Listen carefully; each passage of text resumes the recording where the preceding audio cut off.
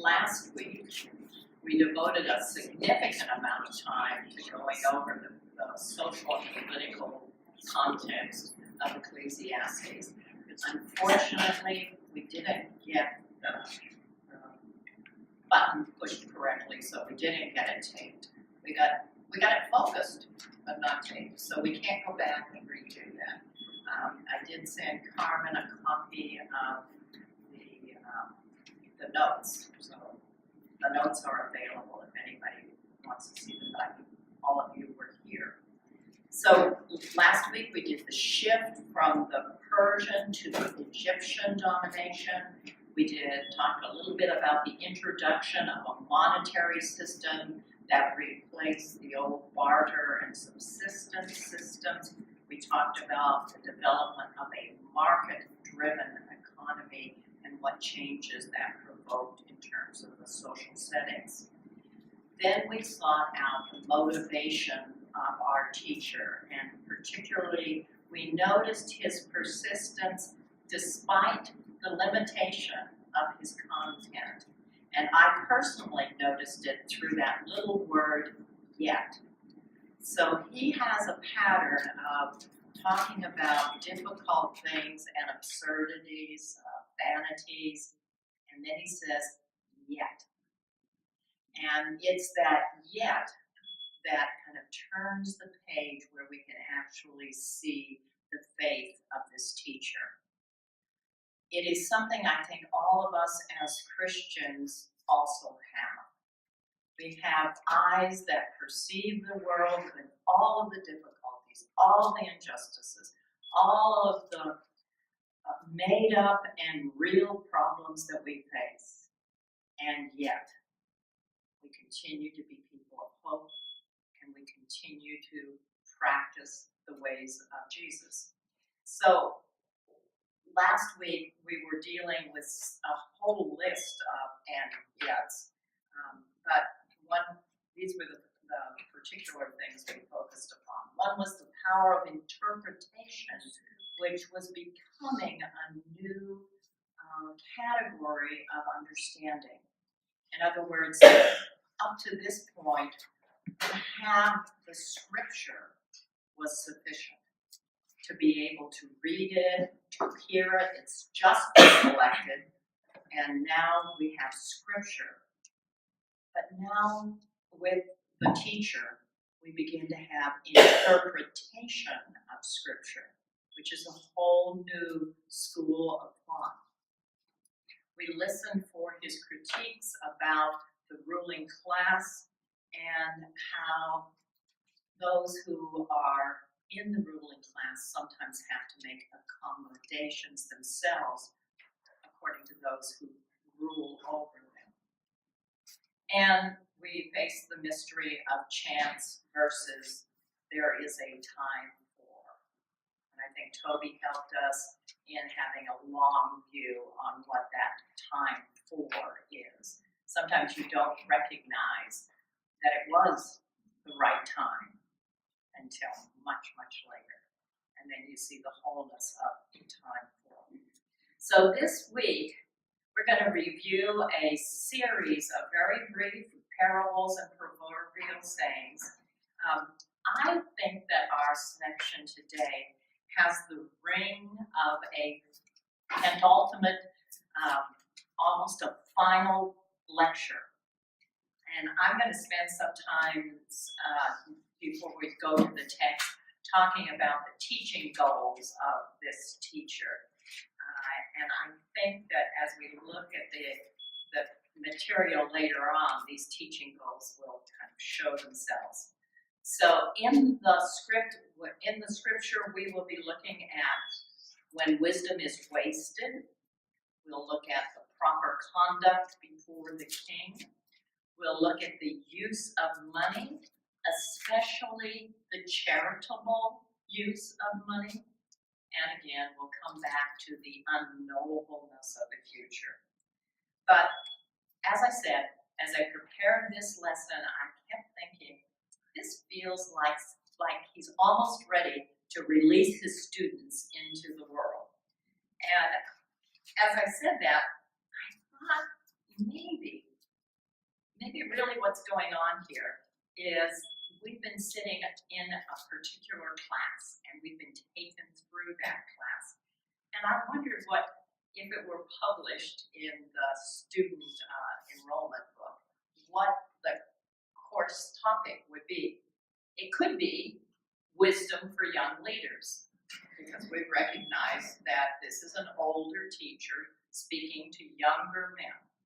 It could have been philosophical formation for leadership, because these are elite young men who probably most likely will be in some positions of responsibility or power.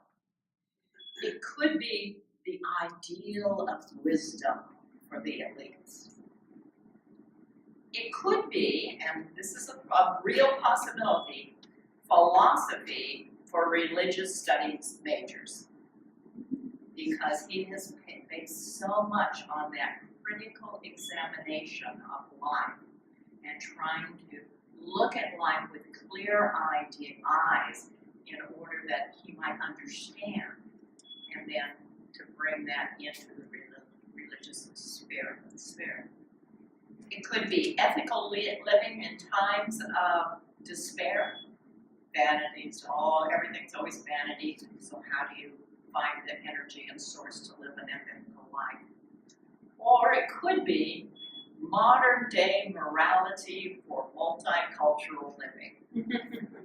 So there are many kinds of ways to look at these lectures we've been receiving, but then I thought, well, I wonder what the course description would read like. And here are a couple of course descriptions, and you can nod or shake your head as I go along with them.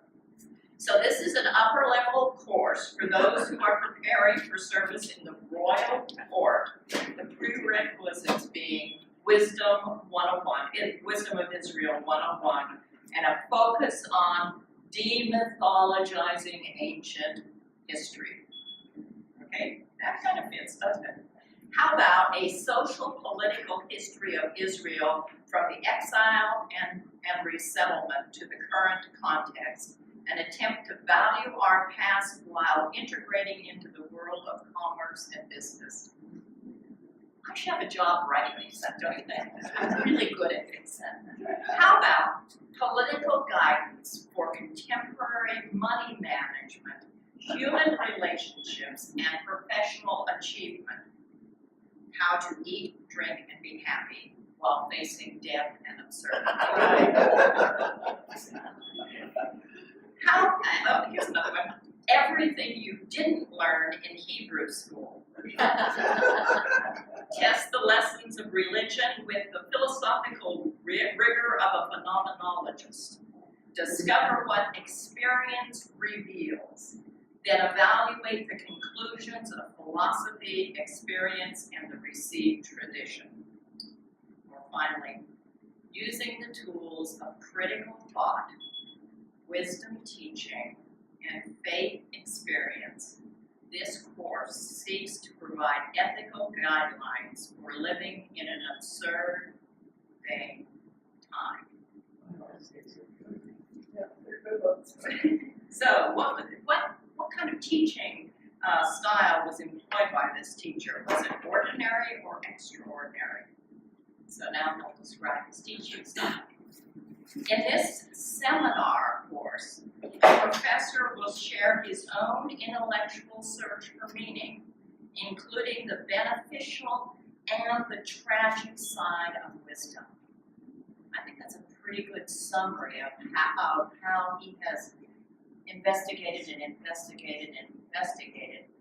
come up with the darker and then still right to faith. Or contemporary wisdom, thought, religious practices, even common human experiences, just and unjust practices will be examined.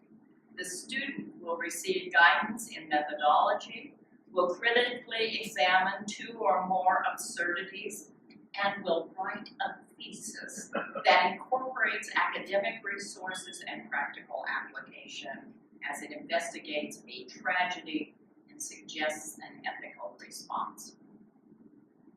So the goals of the teacher might be these. The teacher seeks to provide the tools necessary for a young adult to avoid the temptations of life, self-confidence, the lure of women and money, and the domination of absurdity, and to construct a life aligned with God's gifts and approval, being the positive regard for pleasure and enjoyment, the implicit confidence in God's right timing, and the capacity to live simply within a complex and complicated culture.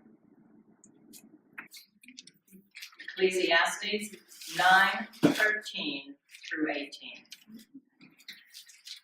I have also seen the example of wisdom under the sun, and it seemed great to me. There was a little city with few people in it. A great king came against it and besieged it, building great siege works against it. Now there was found in it a poor, wise man, and he, by his wisdom, delivered the city. Yet no one remembered that poor man. So I said, wisdom is better than might, yet the poor man's wisdom is despised, and his words are not heeded. The quiet words of the wise are more to be heeded than the shoutings of a ruler among fools. Wisdom is better than weapons of war, but one bungler destroys much good. This is the introduction to us collective that really begins at 9:13 and ends at 5:7. And it starts with this little parable almost, a story that's told. And as you heard me read it, you probably said, wait a minute, what really happened? Did they pay attention to the poor wise man? Was the city saved? It's unclear in the text. So what our guide does with this is that he affirms two contradictory things at once. His affirmation is that a poor person could have wisdom sufficient to save the city. And his other affirmation is, but wisdom is so frequently discredited. So he's trying to set up and affirm two really contradictory items at the same time. The lesson is pretty difficult to extract, and yet the biblical reversal of the poor being raised up and the wealthy being brought low, it is demonstrated time after time after time in Scripture. It should not come as a surprise to us. In fact, when we fail to listen to the voice of the poor, we do so at our own peril, because the voice of the poor is to be heard as a way of weighing the voice of the powerful. So our teacher's really trying to say something significant, but it's veiled slightly. So we have the little parable, and then we have two quotes following that about quieter words versus loud and boisterous words. And then finally at 18, that wisdom is better than weapons of war, but one bungler destroys much good. What are some of the other words you have for bungler? Sinner. That's the most likely other one.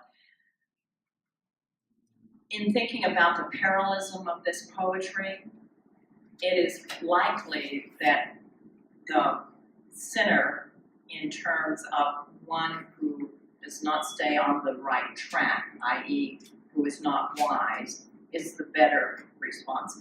So the bungler is the fool, and it's a contrast between wisdom and foolishness.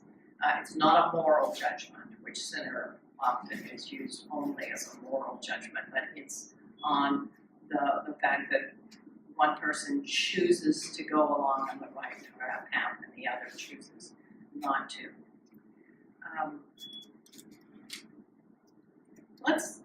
I should have read 10:1. Dead flies make the perfumer's ointment give off a foul odor, so a little folly outweighs wisdom and honor. Let's just consider that for a minute.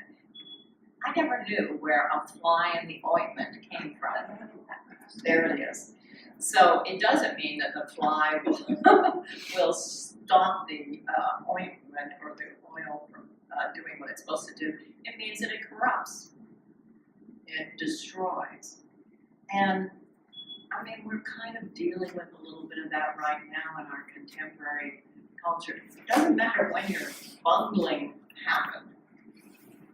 There's a corruptive value to the sins that we do.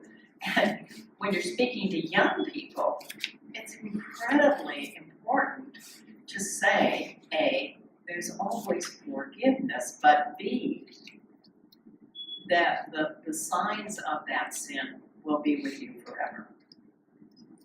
It will be with you forever.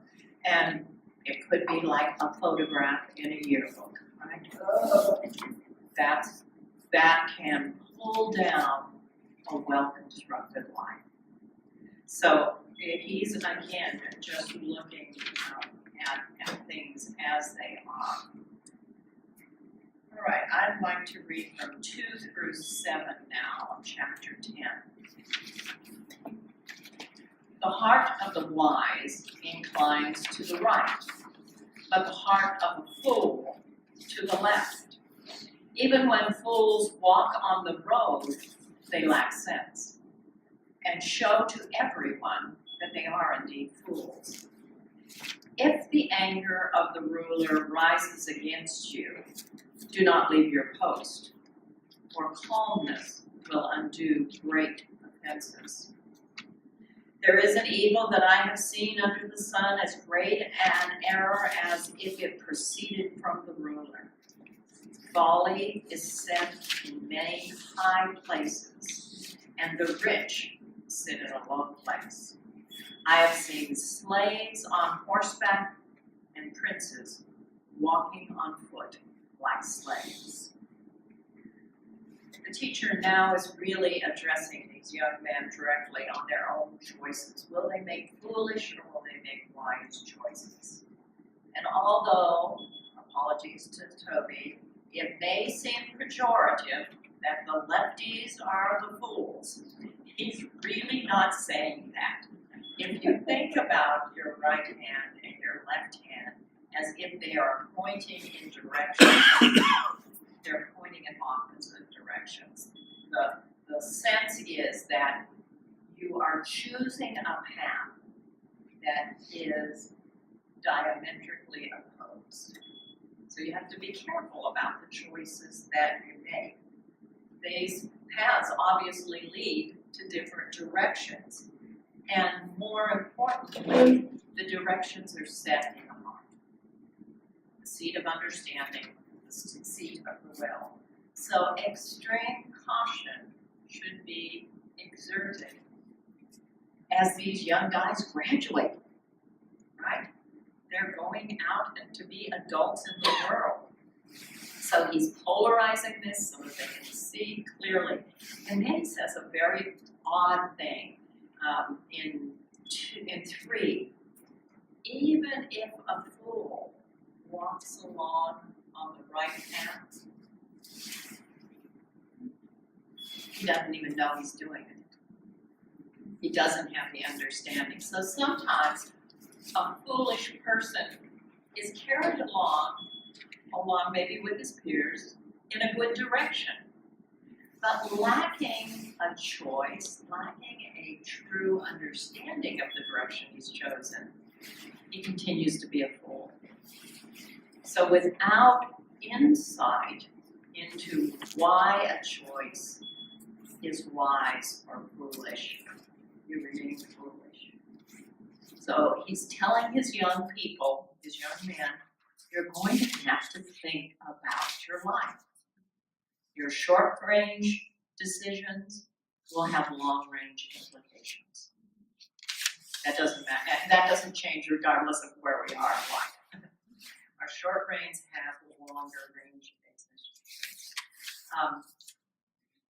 And then he says, and in this collection, we will find our teacher for a very few moments agreeing with conventional wisdom, right?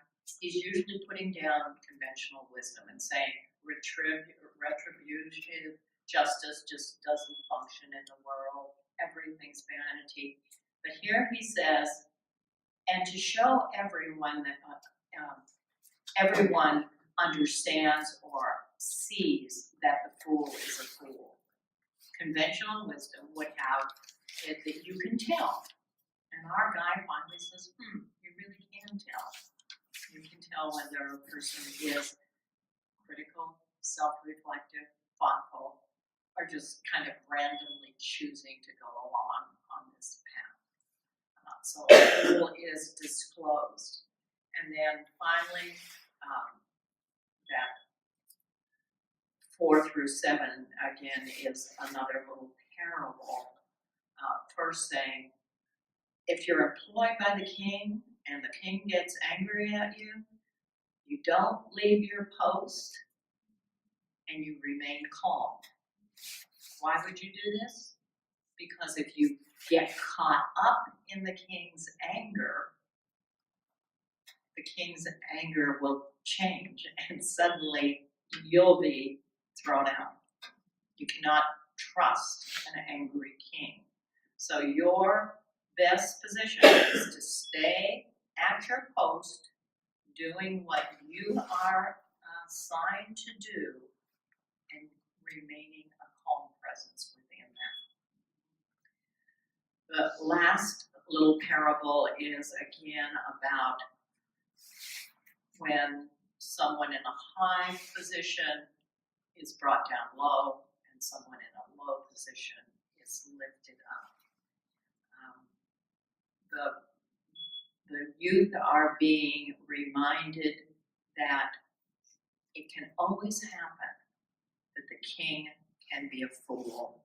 It can always happen that a poor person can be wise. So don't make your judgments too quickly. Judge critically. And then, of course, for those of us who happen to like Palm Sunday, we start to think a little bit about Jesus riding on a humble donkey as he enters into Jerusalem.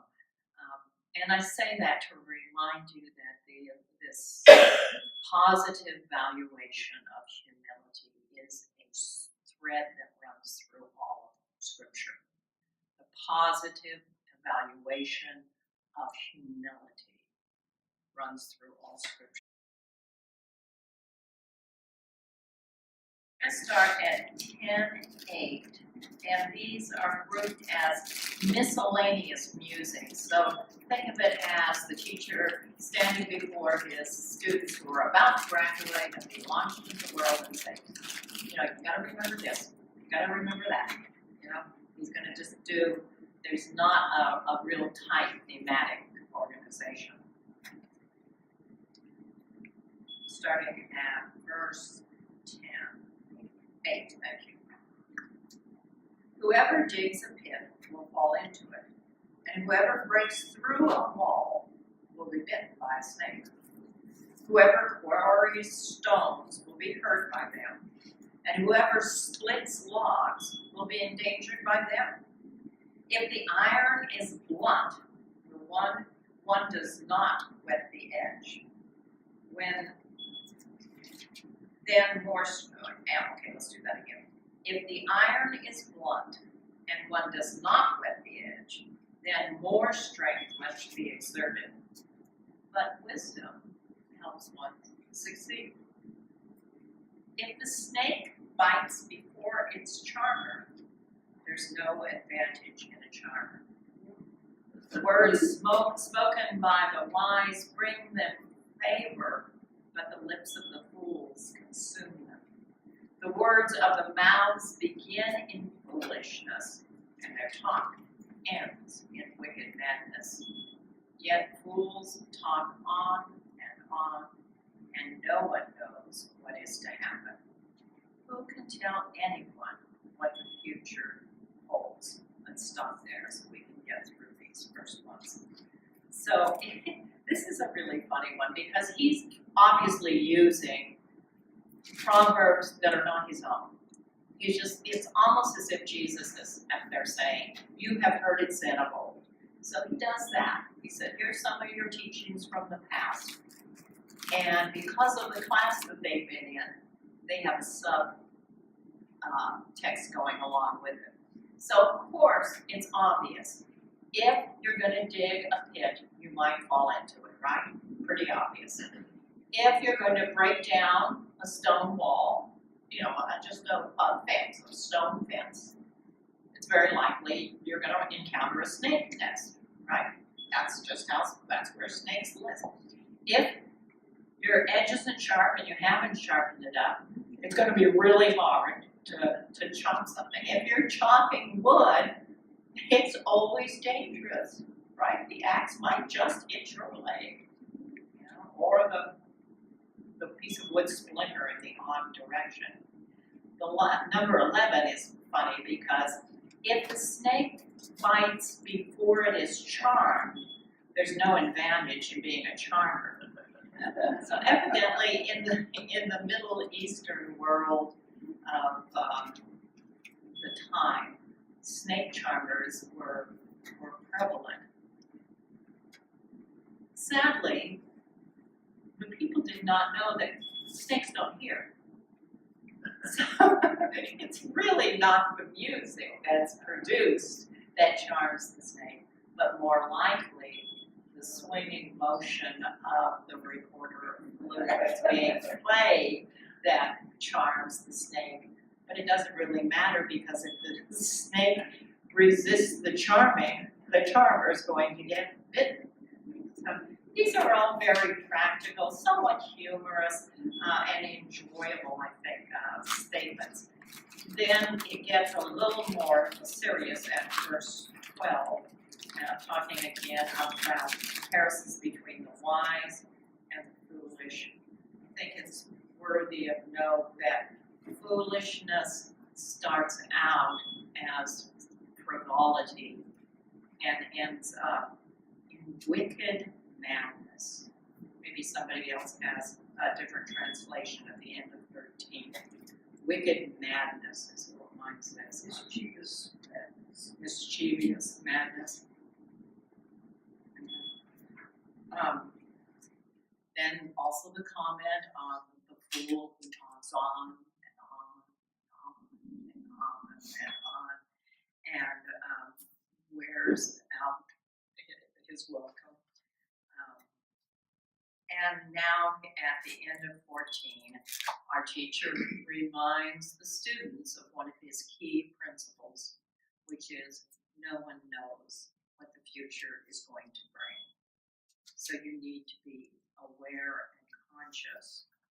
Not even the toil of fools wears them out because they don't know the way to town.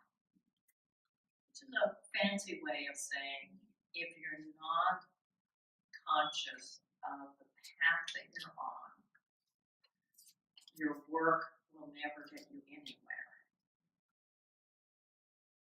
We're going to pick up 16 through 20. Again, it's another series and of likely proverbial statements from someone other than our teacher. Alas for you, O land, when your king is a servant, and your princes feast in the morning. Happy are you, O land, when your king is a noble man, and your princes feast at the proper time, for strength and not for drunkenness. Though through sloth the roof sinks in, through indolence the house leaks.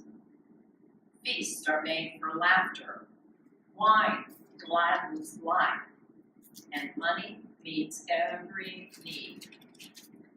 Do not curse the king, even in your thoughts, or curse the rich, even in your bedrooms. For a bird of the air may carry your voice, or some winged creature tell the matter. Again, a series of proverbial statements.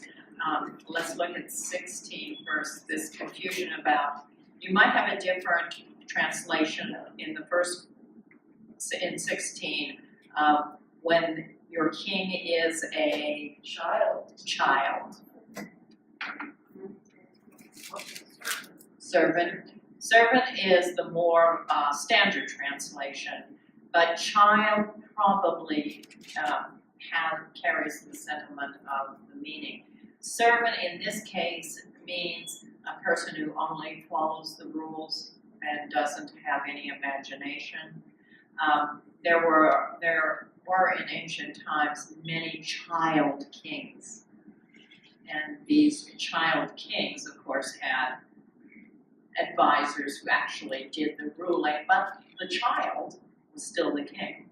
So what it's saying here is, you don't want, the other translation might be a fool. A child, a servant, or a fool. You don't want someone who is not a mature, self-reflective individual as your king. It will harm even your land if you do it, the physical environment. And when your princes feast in the morning, that means starting off the day with a little wine for nourishment. Yeah, so then, but when your king is a noble person, when your king is a thoughtful, a righteous, a good leader, and your princes know when the proper time to feast is, i.e., after the toil is done, the natural response and sort of reward of hard work is to be able to kick back and enjoy your evening meal. And your drinking is for strength, not to make you strong this way, but to strengthen your spirit, not to obliviate yourself in drunkenness. So those are two contrasts about looking at your king. And again, these kings are foreign kings. This palace may have Jewish members in high places, but it is under the domination of a foreign power. The next two are the next one at least is the sloth, through sloth the roof leaks. You know, if you see the first little sign and you don't attend to it, pretty soon you have watermarks throughout. And the same with the indolence, the failure to respond. An affirmation in 19 that feasts are made for laughter and wine to gladden the heart, again at its right time, and money meets every need. That only makes sense when one has been diligent in actually earning the money. So remember, he has set toil and work as a means that leads to a kind of enjoyment. And now he's saying that money can offer the same enjoyment, but you have to have a connection to that money. If I have worked for my money and I'm able to buy Mary a new car, I've got a lot of enjoyment in that, right? I've got a lot of enjoyment in that. But if I just go over and say, oh, Raina, can I borrow some money from you, and then give it to Mary, I've got no investment in that. And it was a lot easier too.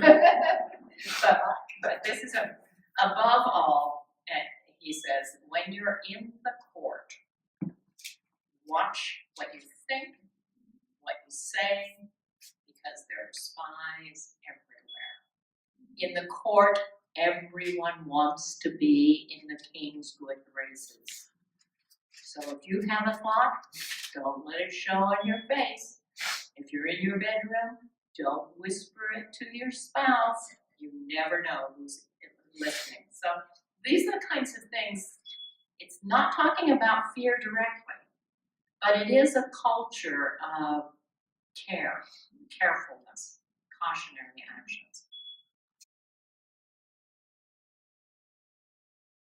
Let's do 11, 1 through 4, and then we'll close with 5 and 6. Send your bread upon the waters, for after many days you may get it back. Divide your means 7 ways, or even 8. For you do not know what disaster may happen on earth. When clouds are full, they empty rain on the earth. Whether a tree falls to the south or to the north, in the place where the tree falls, there it will lie. Whoever observes the wind will not sow, and whoever reaps the clouds will not reap. What is he talking about? Oh my goodness, you wouldn't believe the commentaries on this were so diverse. But this phrase, send your bread out upon the waters, ordinarily in the metaphors and the consciousness of the literary consciousness of the time meant do charitable deeds. Do charitable deeds. And when you do that, you set them free. You don't know if a charitable deed is going to come back as a blessing to you or not. So really what he's saying then is not about money management, except the way that you manage your charity. So give generously and don't divide your giving. Don't give all of your giving to one place. Divide your giving among various resources. You don't have to do that too much, but have streams of giving going out from you, not just one. And just see what happens. There's no positive, you'll get a good return on this. It's a possibility. But two instructions. One is to be generous, and the other is to diversify your generosity. So if you're very sensitive to the blind, that's a good thing to be. But also be sensitive to the deaf, for example. That's an example I could give you.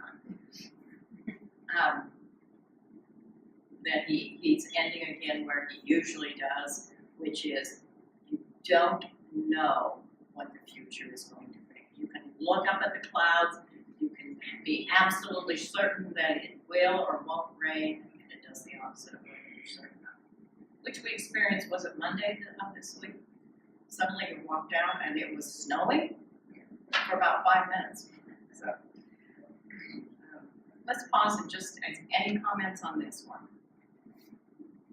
Yes? Spread your love and that comes back. Spread your love, yeah. It is true that sometimes we kind of focus all of our love on within our families or our immediate circles of friends. But when you can cultivate a breadth in your loving, wonderful things begin to happen. Ecclesiastes 5 through 6, the message. Just as you'll never understand the mystery of life forming in a pregnant woman, so you'll never understand the mystery at work in all that God does. Go to work in the morning. Stick to it until the evening without watching the clock. You'll never know from moment to moment how your work will turn out in the end. In his penultimate lecture, our teacher brings the students face to face with wisdom and with folly, with common sense and with noisy chatter, with predictability and unpredictability. But on the whole, he commands work, for your work includes the mystery of God, and God may bless whatever you do. You never know. Yet, good work is a noble invention. That is